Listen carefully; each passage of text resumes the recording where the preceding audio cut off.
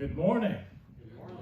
It is good to see each of you here again, and what a blessing we have to be able to gather on a day like today to sing such wonderful songs and be reminded of that mansion that awaits, that place where the sun will never set, where God's glory will be amongst us forevermore for the entirety of eternity.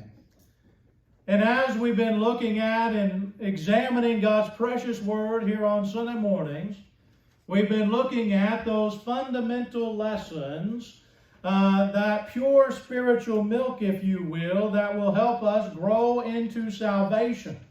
Those things in which Peter would describe need to be discussed and talked about, even to us who are mature and have moved on to the solid food of God's Word, Hebrews chapter 5 and verse 14, because it's within those fundamentals that everything else is built upon. That all the mature lessons in which, for example, the Hebrew writer talks about there in Hebrews chapter 5, all the maturity that is necessary and needed to grow into salvation and to be that which God would have us to be, begins with these fundamentals, doesn't it? With the building blocks of righteousness, with the pure spiritual milk of God's Word. Everything builds upon these. And as you know, we've been going through these this year, and we've been examining many of those, specifically looking at worship in particular over the last several Sundays. And today we're going to continue looking at that as we look at a vital aspect of worship that is known but not always understood when it comes to that which we just did, giving in worship. When it comes to giving of our means, that which we have prospered from, that which is used to glorify God, hopefully in the way it is handled by those in charge, that which is used to benefit and to help the church in its endeavor to be a light to the world around it. And this morning, however, we're not going to jump right into the authority and the necessity of it. I want us this morning to back up just a little bit and look at what God has to say concerning giving in the Old Testament.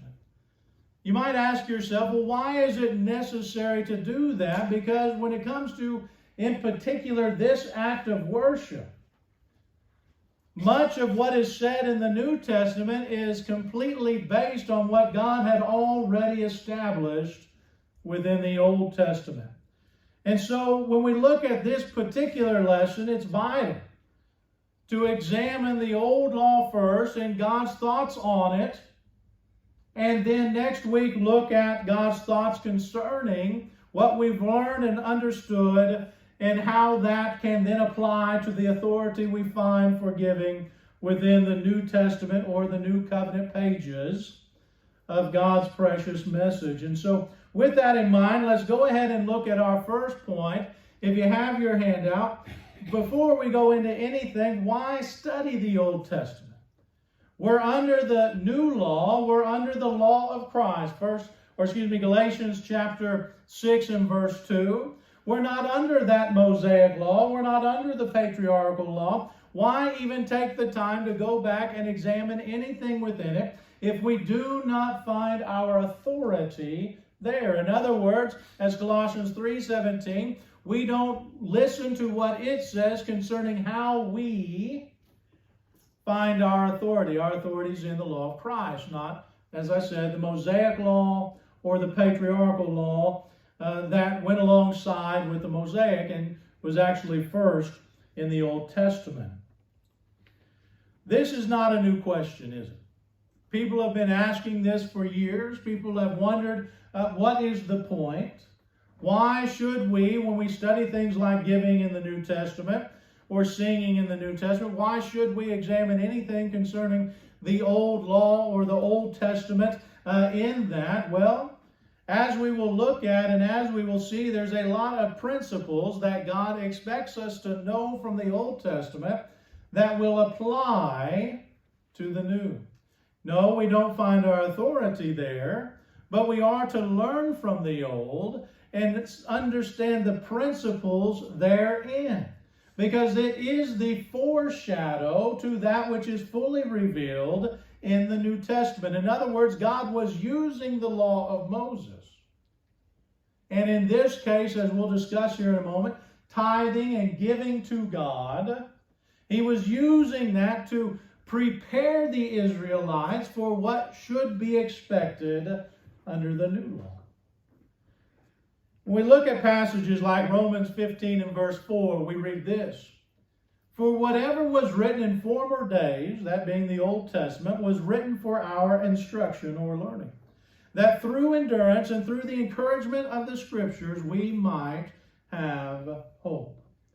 Paul, in talking to some brethren who were struggling, these Jews or Hebrew brethren who had obeyed the gospel and were struggling to hold on to that old law, that Mosaic law, and make it a part of their authority for doing what they were doing, whether it be circumcision or things of the like.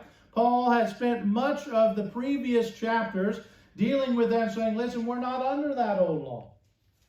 In fact, chapter 7, that old law had to die in order for the new law to be established. But then he says here in chapter 8 or 15, but it does have value.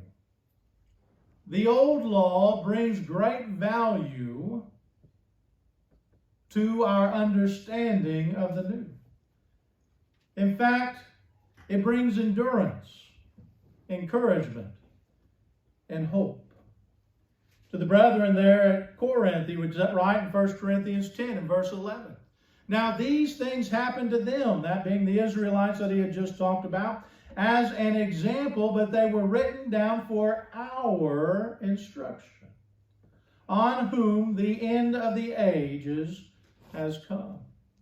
Paul said, listen, those things happened to our brethren, the Israelites of old, how they had not lived up according to God's law. They had faltered in many ways, and how God had punished them for such.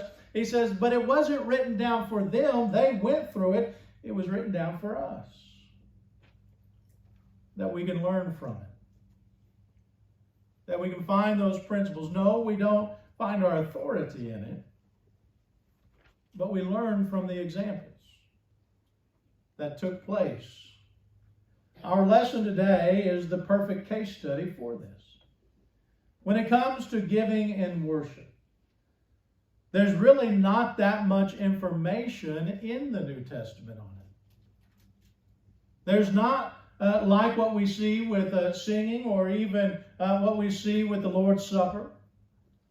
There's simply not a ton of information, and the reason for that is because it was understood they should already know what took place and God's thoughts on giving from the Old Testament, that Old Covenant. In particular, the law of Moses that was written down for us to learn from.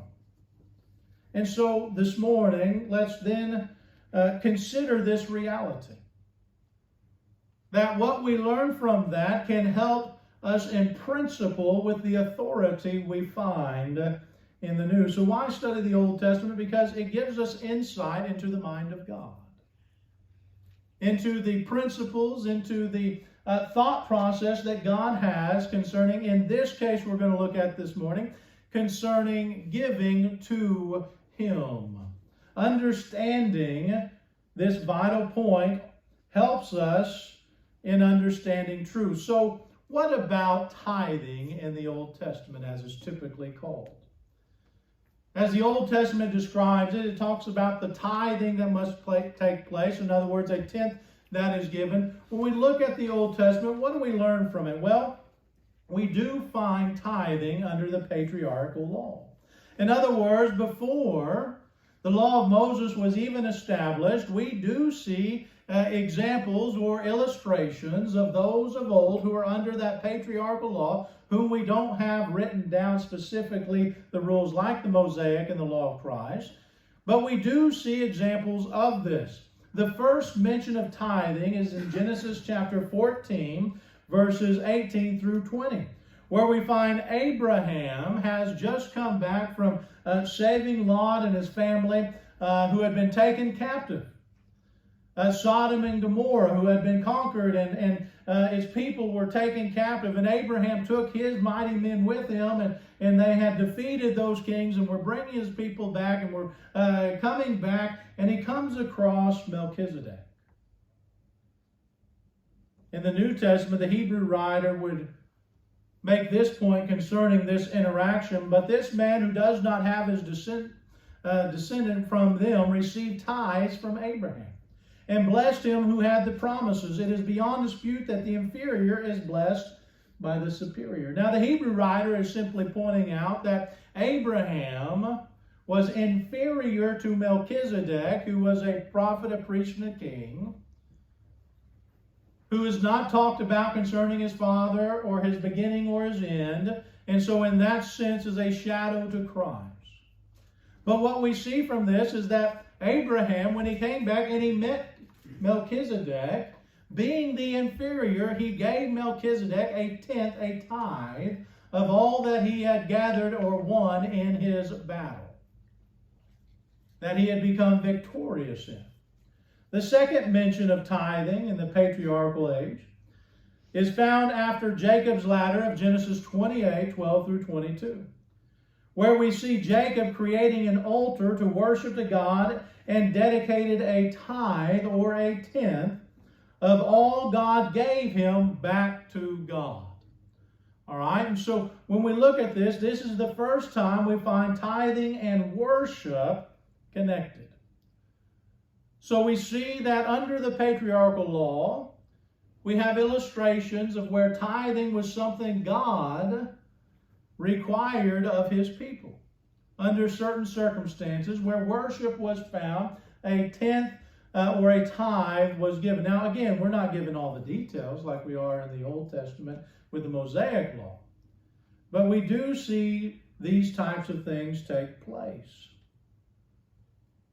So we have tithing connected here with Jacob, remember Jacob's ladder, to the promise of Christ.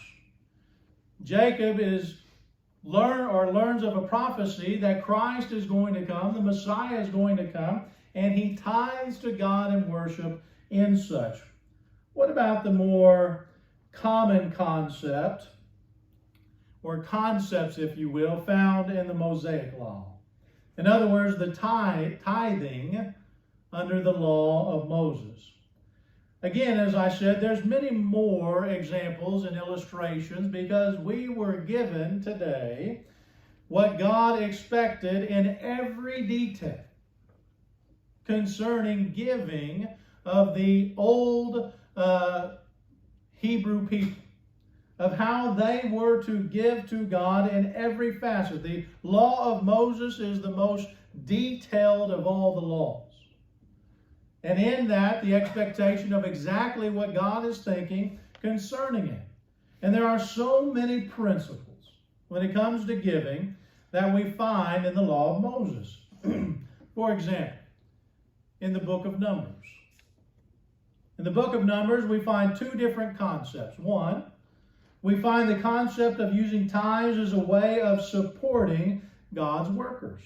In Numbers chapter 18, verse 21, to the Levites, I have given every tithe in Israel for an inheritance, in return for their service that they do, their service in the tent of meeting. So we see here that one of the ways in which God would use the giving that was given to the Levites, the financial stuff, and that financially speaking could be anything from gold and silver to animals and things of that nature, crops and things of this nature. The Levites were to take those things and that would be used to them because of the service that they did for God. In other words, of the collection made, they were to be paid in a sense, supported for what they did, because they didn't work outside of that. That was their job. That was their work. We also find the concept of those supported by tithes giving a tithe back. Notice what we read again in Numbers 18:26. Moreover, you shall speak and say to the Levites, when you take from the people of Israel the tithe that I have given you from them for your inheritance, then you shall present a contribution from it to the Lord, a tithe of the tithe. I remember one time being in preaching school, and we were discussing giving. And we were talking about kind of the ins and outs and looking at it. And one of the men who were just a little bit ahead of me, he said, I find it interesting that as a preacher, we're going to get our support and then we give some of it right back. He said, why don't they just say, I say, listen, this is what I'm giving back, just don't give me that part. Well, the instructor said, well, let's look at a principle we find here in the book of Numbers. The point of it wasn't that you're giving back, the point of it wasn't that you're not receiving that, it's that you're giving it back, like everybody else. That you're not immune to the responsibility. That even though you're giving back of that which you just got, you're just like everyone else. And there's great responsibility in that, in recognition of that. We're not to skip out anyone when it comes to giving, as we learn. Everyone is responsible. The Levites, who got a tithe to live on, were to tithe back. Give back a tithe of what they had received, a tenth of what they had received. What about the book of Leviticus? In the book of Leviticus, we find some more important information. We learn that tithing was not limited to the best, always, but the first. In Leviticus 27:33, we read this, one shall not differentiate between good or bad, neither shall he make a substitute for it. And if he does substitute for it, then both it and the substitute shall be holy, it shall not be redeemed. I don't think I got the wrong one there. But anyway, he talks about the reality of, listen, good or bad isn't the point here. I forgot to add the sentence before it. Good and bad is not the point here. The point is we give of the first. We give right off before anything else.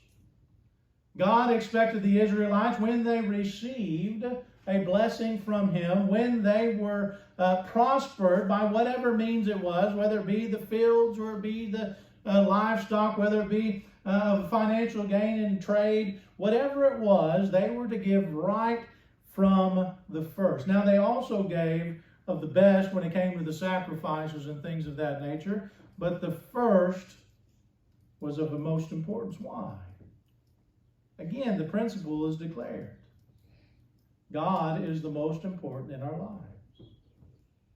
God is the one who gives us everything we have. Remember what David said in 1 Chronicles 29? I've gathered all of this financial means from all these Israelites who have given in abundance. And he said, God, we've only given you what you've given to us. Everything is yours. When we give first before everything else, we're reminded who is most important. We're reminded who deserves it. When we look at the tithing found there in Leviticus 27:32 and 33, we see the importance of that. We also learn in the book of Leviticus that tithing was based on the physical blessings of God that could be gained from. In other words, broken down into tithes. Look at chapter 27, verse 30. Every tithe of the land, whether of the seed of the land or of the fruit of the trees, is the Lord's. It is holy to the Lord. In other words, everything that they received that could be given back. All right?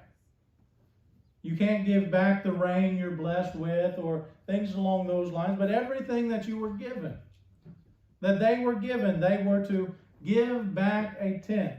From the very first, right from the very top, every single thing.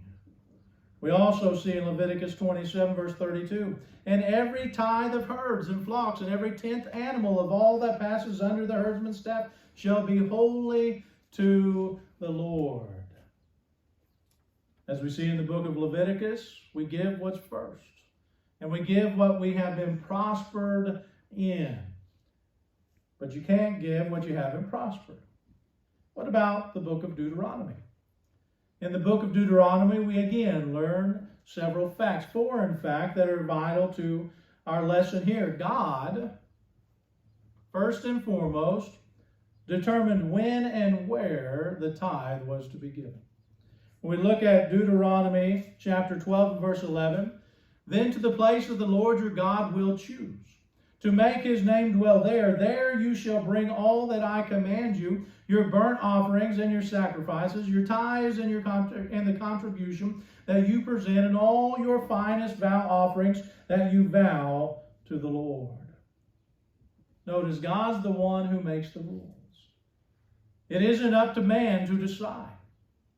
When God says how he wants his giving done, whether it be by direct statement, example, or inference, when God says how he wants it and determines how he wants it, that's how it has to be done. We don't get to choose any other way. Tithes, we also learn in the Book of Deuteronomy, were to be used to help the less fortunate. In Deuteronomy chapter 14, verse 28 and 29. At the end of every 3 years you shall bring out all the tithe of your produce in the same year and lay it up within your towns. And the Levite, because he has no portion or inheritance with you, and the sojourner, the fatherless, and the widow who are within your town shall come and eat and be filled, that the Lord your God may bless you in all the work of your hands that you do. Here we see that God expects and expected that the things brought in that were meant for him, the first fruits and the tithing of the vows and the worship that would be tied to it, all of that was to be used, or it was to be used to help those who were less fortunate. Jesus said, listen, the poor will always be here. There will always be needy. The idea that we can eliminate it is a false notion. But as God's people, we are to help. We see the principle here that we are to help with that which is received on behalf of God. Another fact we learn, third fact we learn in the book of Deuteronomy, is that the tithe's purpose was to make one tithing reflect upon God's mercy and rejoice. Notice again, Deuteronomy 26, 10 through 11. And behold, now I bring the first of the fruit of the ground, which you, O Lord, have given me. And you shall set it down before the Lord your God, and worship before the Lord your God. And you shall rejoice in all the good that the Lord your God has given to you and to your house, you and the Levite and the sojourner who is among you. When we give, the purpose of giving, we learn from this, is to be reminded that, one, it's not ours. That we are simply stewards of everything God has given us. But two, that he has mercifully given us, and we should rejoice in what we have. Not to take it for granted, but to remember how beautifully blessed we are, how bountifully blessed we are, that God has taken care of us. You know, when I think of different illustrations of this in the Bible, whether it be Peter or Paul or others, and how many times they would talk about the difficulties they were in, whether it be prison or the beatings or whatever, and all this, they would say, listen, no matter what's going on, we rejoice. Why?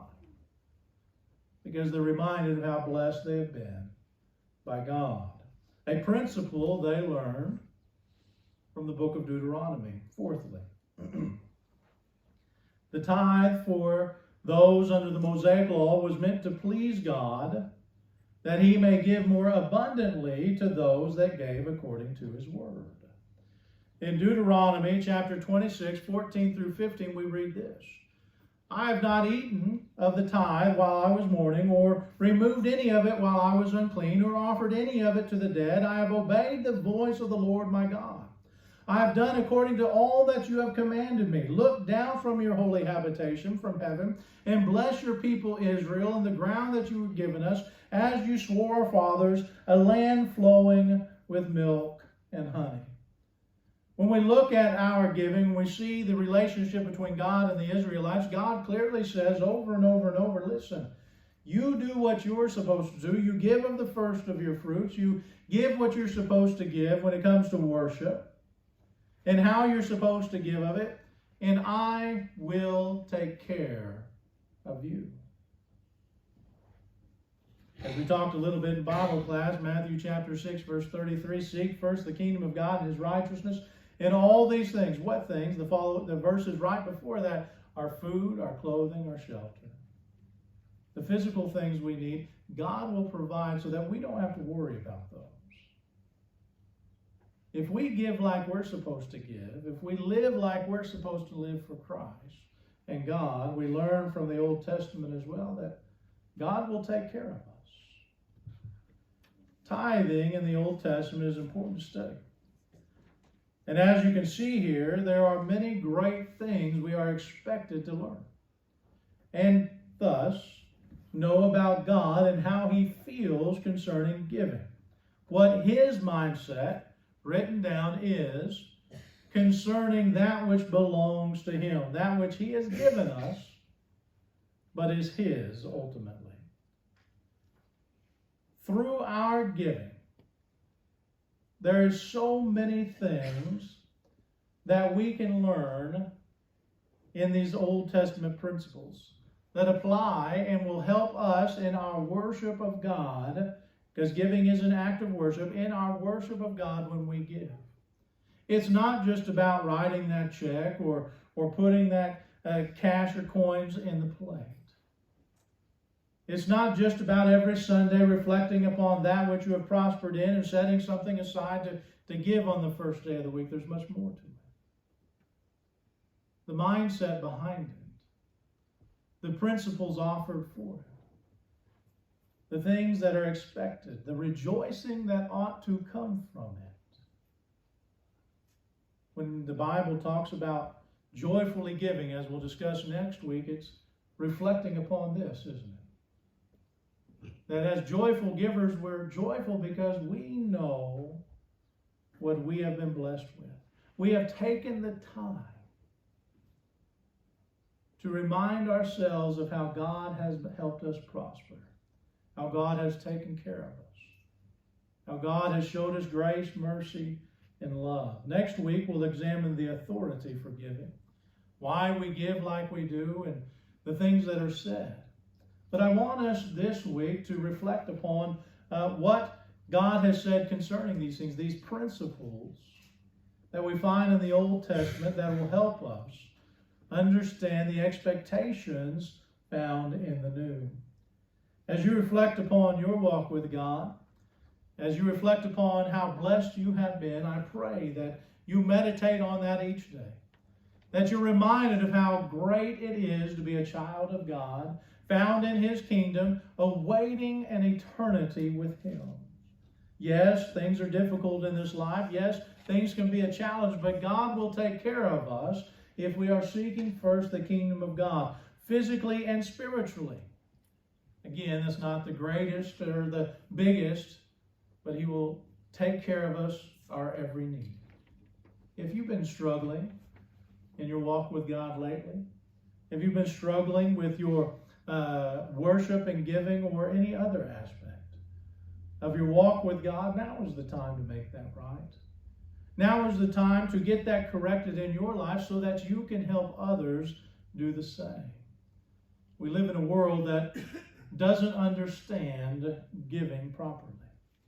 A world that is selfish. A world that's all about them. When we demonstrate in our lives true act of worship and giving, we can have an influence on others.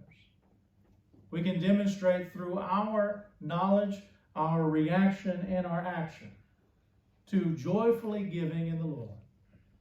And be that influence for them, and hopefully they'll obey and follow suit. This morning, if you need the prayers, the encouragement, and the help of this congregation, let us know. Let us be that for you. Don't go out those doors without letting us be that strength for you, to encourage you and help you get to where you need to be if you're struggling. So this morning, if you need help in that area, let us know as we come forward, and as we stand and as we sing.